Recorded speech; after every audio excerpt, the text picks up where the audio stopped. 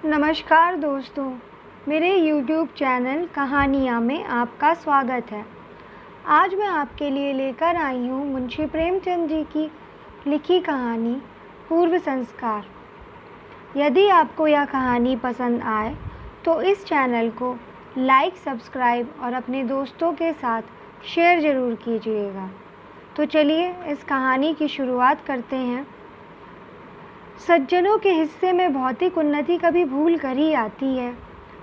राम टहल विलासी, दुर्व्यसनी, चरित्रहीन आदमी थे, पर सांसारिक व्यवहारों में चतुर, सूद ब्याज के मामले में दक्ष और मुकदमे अदालत में कुशल थे। उनका धन बढ़ता था, सभी उनके असामी थे।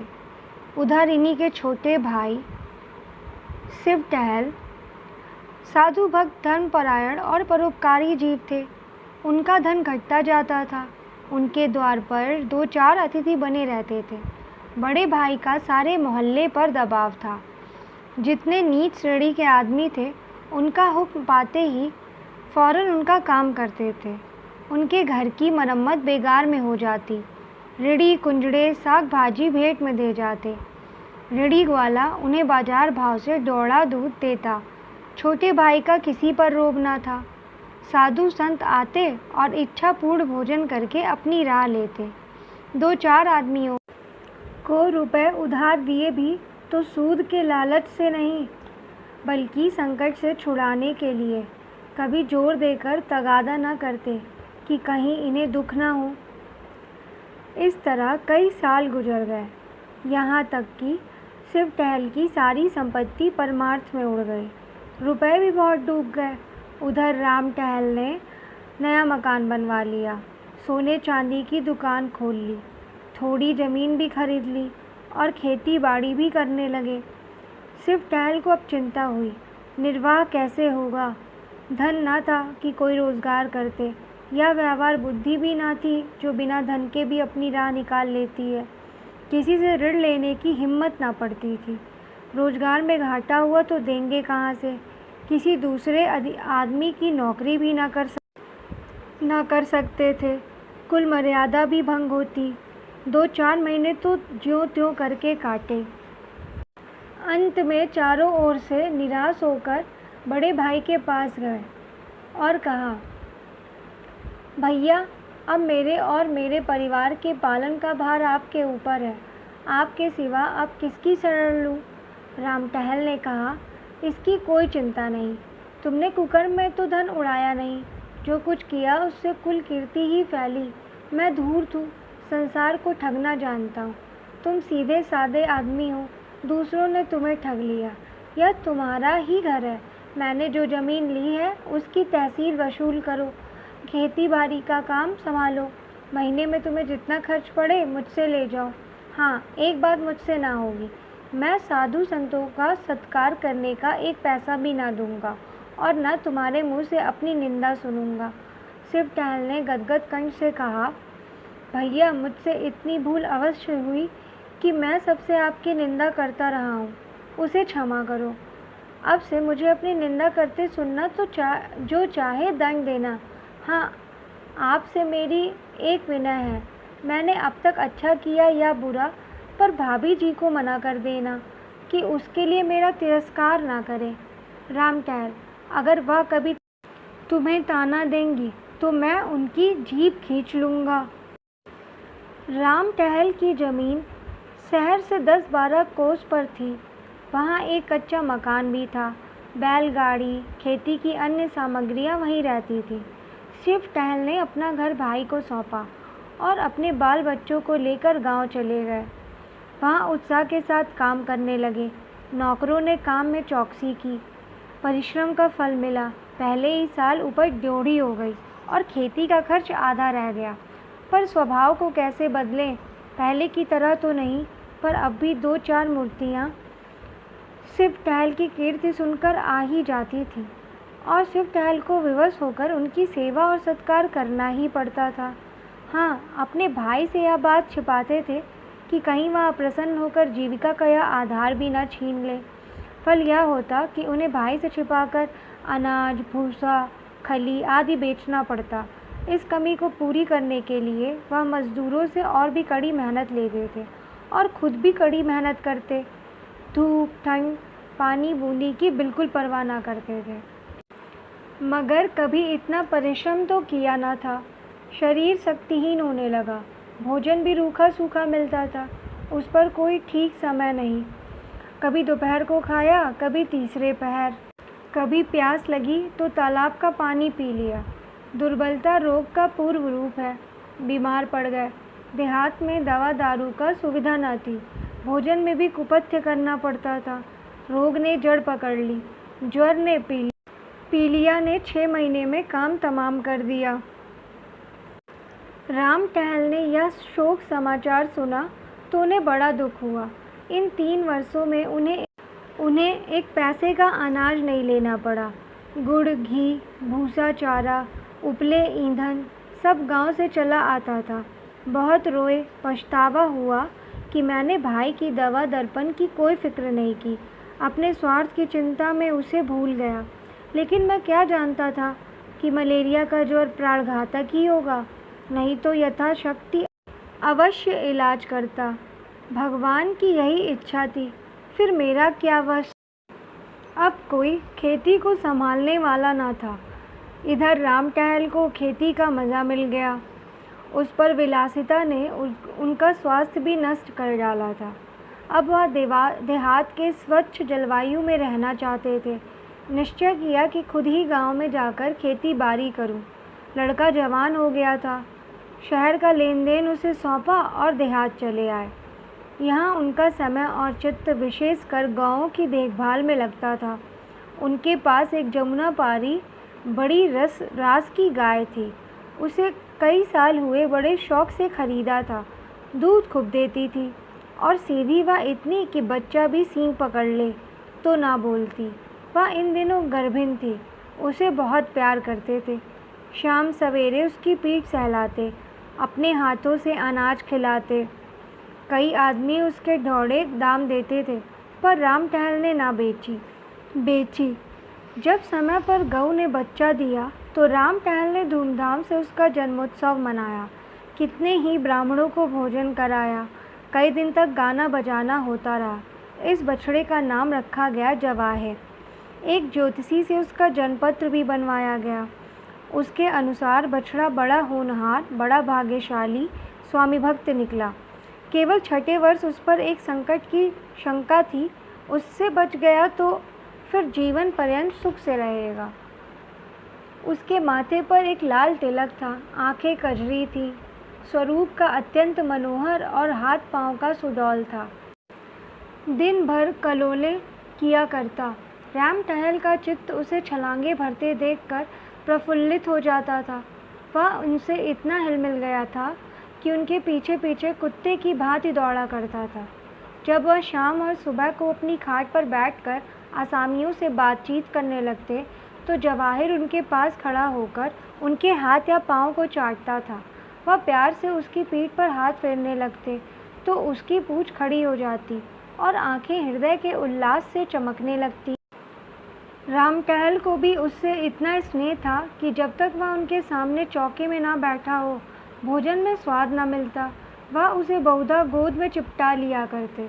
उसके लिए चांदी का हार, रेशमी फूल, चांदी की झांझें बनवाई। एक आदमी उसे नित्य नहलाता और झाड़ता पोंछता रहता। जब कभी वह किसी काम से दूसरे गांव में चले जाते तो उन्हें घोड़े पर आते देखकर जवाहिर कुलेले मारता, उनके पास पहुंच जाता और उनके पैरों को चाटने लगता। पशु और मनुष्य में यह पिता पुत्र सा प्रेम देखकर लोग चकित हो जाते।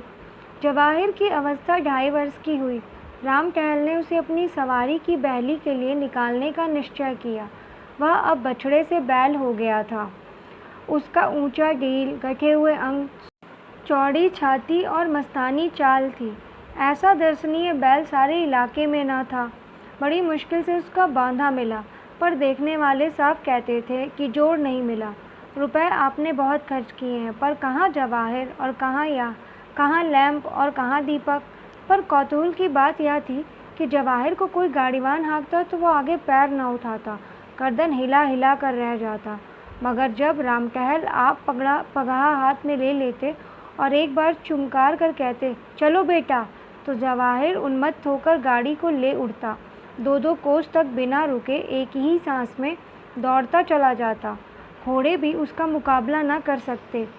एक दिन संध्या समय जब जवाहिर नान में खली और भूसा खा रहा था और रामटहल उसके पास खड़े उसकी मक्खियाँ उड़ा रहे थे, एक साधु महात्मा आकर द्वार पर खड़े हो गए।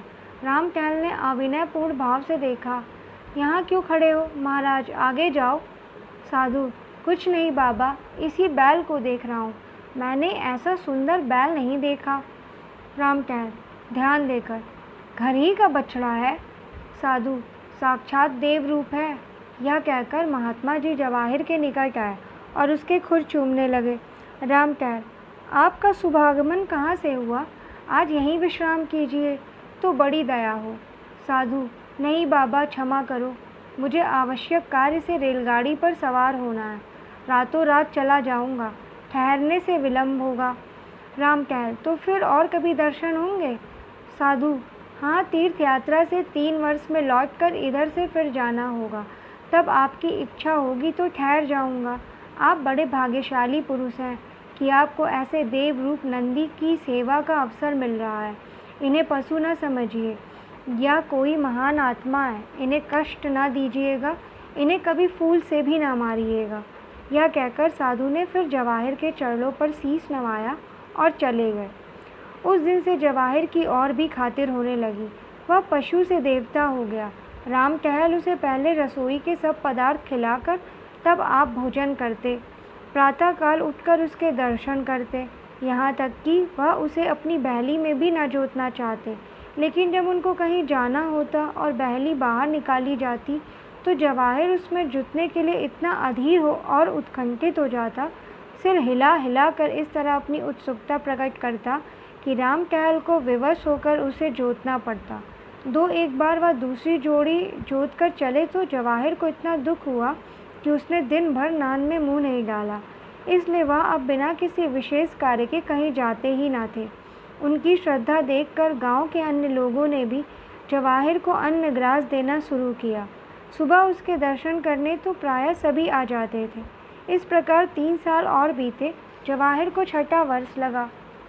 रामटहल को ज्योतिषी की बात याद आई। वह हुआ कहीं उसकी भविष्यवाणी सत्य न हो। पशु चिकित्सा की पुस्तकें मंगाकर पढ़ी, पशु चिकित्सक से मिले और कई औषधियाँ लाकर रखी। जवाहिर को टीका लगवा दिया, कहीं नौकर उसे खराब चारा या गंदा पानी न खिला पिला दे।